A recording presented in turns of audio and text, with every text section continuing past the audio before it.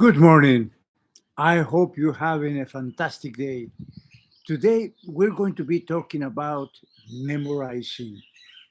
Memorizing your speeches. Do you have that tendency to memorize your speeches? I do many times. The reason is that be, having English as a second language is difficult for me to come up with words on the fly. So I have to memorize my speeches. I've been trying very hard to work from an outline.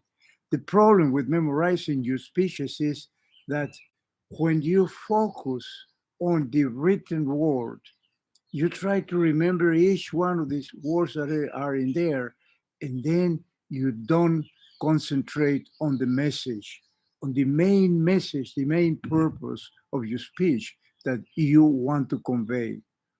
And when that happens, then the situation is that if you stumble on a word, if you forget one single word, then you can't continue. You lose connection with your audience immediately.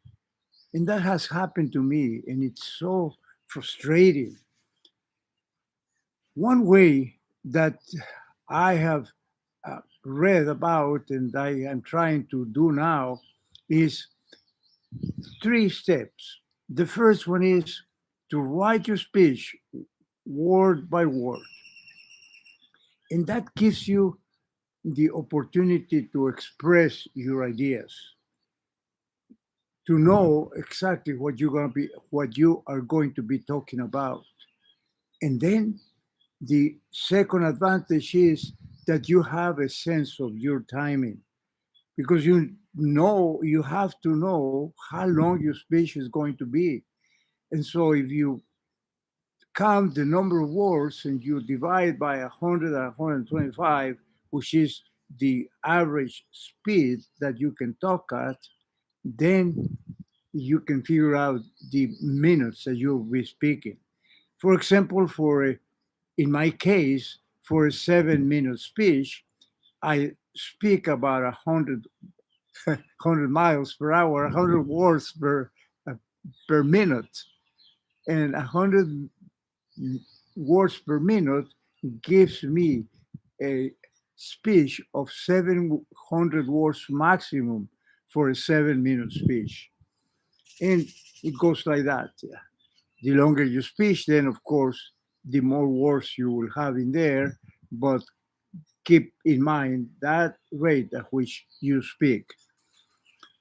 The second step is that once you have your script, you change it over and over as much as possible, then you write an outline. And when you write an outline, then those outlines could be the key points that you want to relate, that you want to convey, and then go from there. Practice. That's the step number three.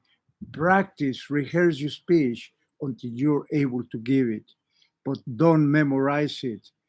Another thing that happens is sometimes in a business setting, there is so much interaction that you don't need to write your speech. You just need your outline. And from your outline, you can go to your slides.